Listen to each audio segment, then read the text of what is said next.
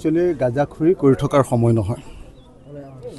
আমাৰ নিজৰ যিটো সমষ্টি, চবৰ সমষ্টি, মইতো ভাবোঁ যে মোৰতো এটা সমষ্টি শিৱসাগৰ আৰু গৌৰৱ গগৈৰ 10টা সমষ্টি।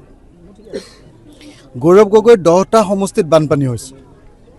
মোতকৈ গৌৰৱ গগৈ বেছি চিৰিয়াছ হ'ব লাগে, মোতকৈ বেছিকৈ গৌৰৱ গগৈ বেছি কষ্ট কৰিব লাগে। কিন্তু যেনেকৈ মই দেখিছোঁ যে এই মানুহখিনিক লৈ চিৰিয়াছ নহয়, বেছি চিৰিয়াছ নহয় গৌৰৱ গগৈ ডাঙৰীয়া।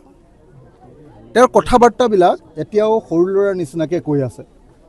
এইটো দুৰ্ভাগ্যজনক কথা। মানুহৰ ঘৰ দুৱাৰ ভাঙি শেষ।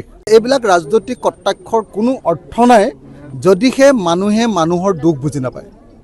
মই গৌৰৱ গগৈ মানুহৰ দুখ আন্তৰিকভাৱে উপলব্ধি কৰিবৰ কাৰণে, বুজি পাবৰ কাৰণে, হৃদয়ত ভৰাই ল'বৰ কাৰণে আৰু সেইমতে মানুহৰ কাৰণে কাম কৰিবৰ কাৰণে আহ্বান জনাইছোঁ।